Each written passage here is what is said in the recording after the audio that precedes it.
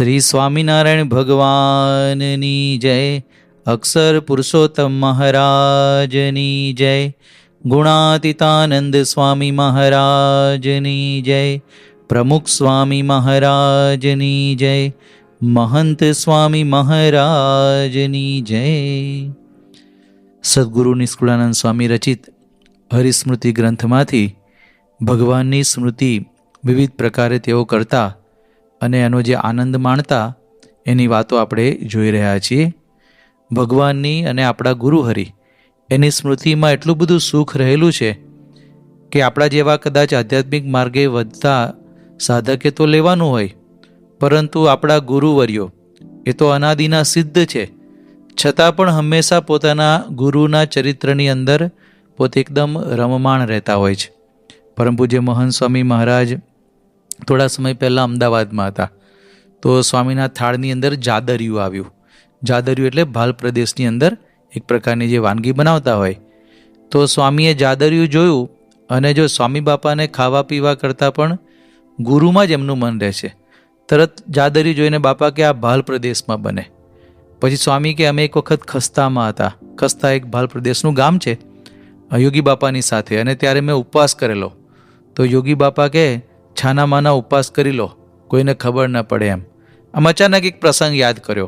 હવે જાદરિયાને અને પ્રસંગને આમ કોઈ લેવા દેવા નથી, પણ જો મોટા પુરુષનું મન કેવું આપણે કહે છે ને કે કોઈક વસ્તુ જોઈને આમ ટ્રિગર થાય, તો એમને જાદરિયું જોઈને ભાલ યાદ આવે છે, અને ભાલમાં મહંત સ્વામી મહારાજ એમને યોગીજી મહારાજ એમને યાદ આવે છે.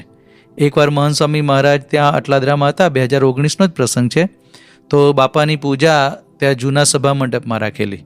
પછી સ્વામીની પૂજા પૂરી થઈ પછી બધું આમ સંતો જોડે વાત કરતા હતા, તો એમાં સ્વામી એકદમ યાદ કરવા માંડ્યા કે આ જ જગ્યાએ યોગી બાપા અહીંયા બેઠેલા, અને તે વખતે ગુલજારીલાલ નંદા લાલ બહાદુર શાસ્ત્રીને લઈને અહીંયા આવ્યા. યોગી બાપા ઊભા થઈ ગયા અને એમને ભેટ્યા. આમ તો કોઈ ઓળખાણ પાળખાણ નહીં, પણ કે આમ ભેટ્યા. પછી પગથિયા સુધી વળાવવા ગયા અને પૂછ્યું કે અમને રેલવે એન્જિન ચલાવતા આવડે કે નહીં. અને પછી શાસ્ત્રીજી પણ બહુ પોતે હસવા માંડ્યા.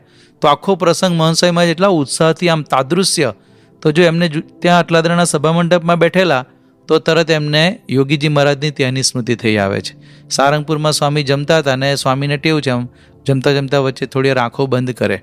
તો એક આત્મમનન સ્વામી એમને પૂછ્યું, સ્વામી તમે કેમ વચ્ચે આંખો બંધ કરી દો છો? તો કહ્યું કે હું યોગી બાપાને યાદ કરું.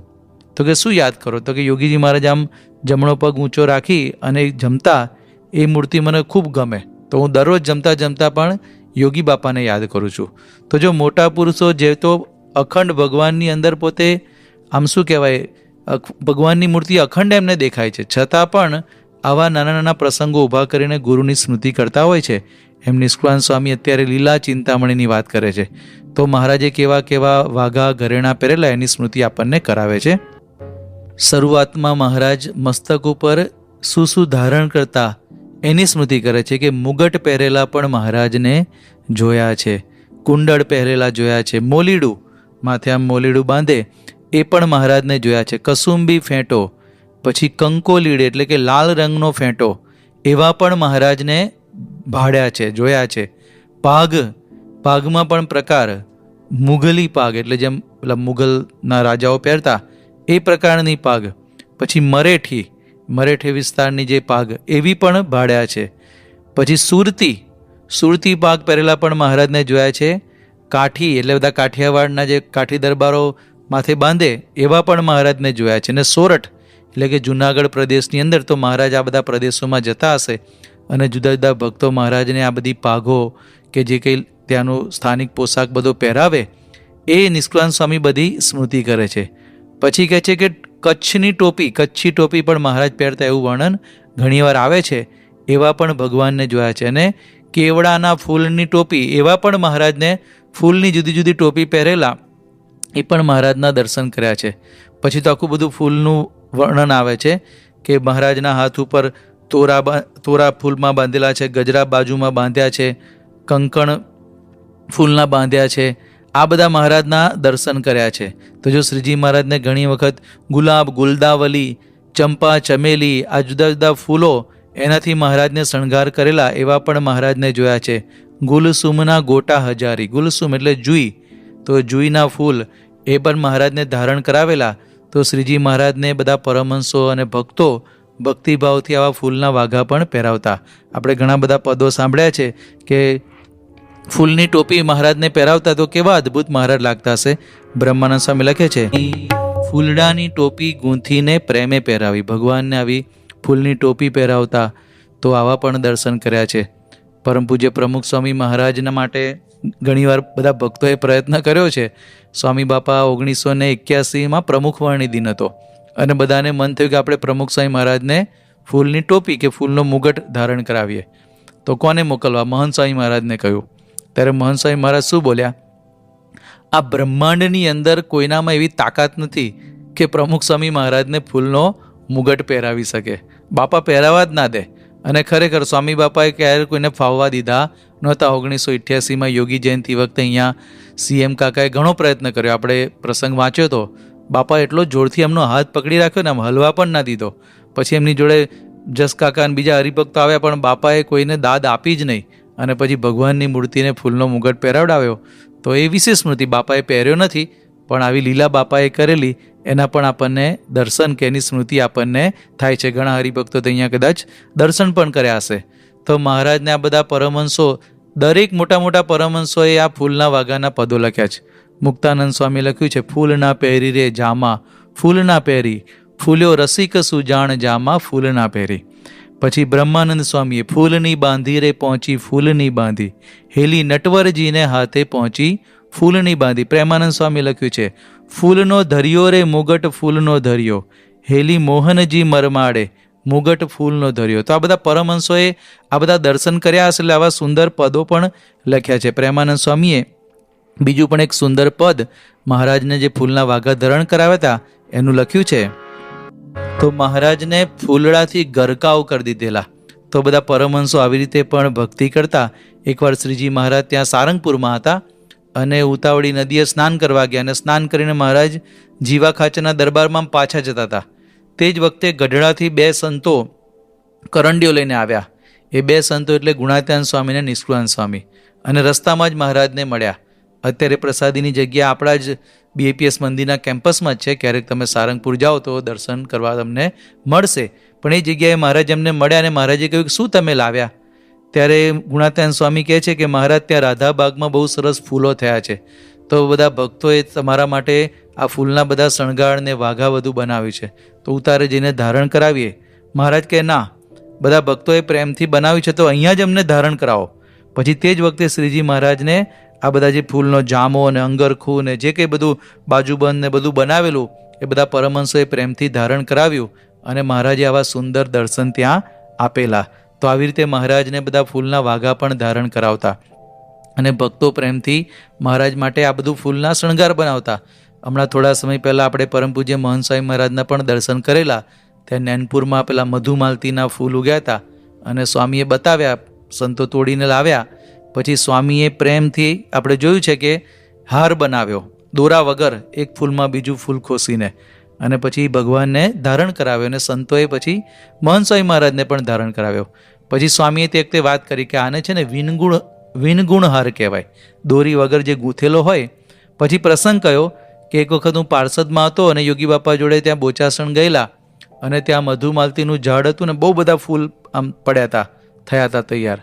તો મહંત સ્વામી મહારાજ કે એની પહેલાં મેં ક્યારેય મારા જીવનમાં હાર બનાવ્યો જ નહોતો, પણ આ બધા ફૂલ લઈને પછી કે હું અગાસીમાં બેઠો અને સરસ મોટો આમ 3 ફૂટનો એમને હાર બનાવ્યો અને યોગી બાપાને પહેરાવા ગયા. યોગી બાપા કે ના ગુરુ, પહેલાં ઠાકોરજીને ધારણ કરાવો. પછી કે ઠાકોરજી પાસે ગયો. હવે આ તો દોરી વગરનો હાર, તો કે વચ્ચે 2-3 વાર આમ વચ્ચે તૂટી જાય, પણ સાચવીને લઈ ગયા, ભગવાનને ધારણ કરાવ્યો અને પછી પાછો યોગી બાપાને આવીને ધારણ કરાવ્યો. એની સ્મૃતિ મહંત સ્વામી મહારાજે કરી અને કે ત્યારે યોગી બાપાએ કહેલું કે આને વિનગુણ હાર કહેવાય.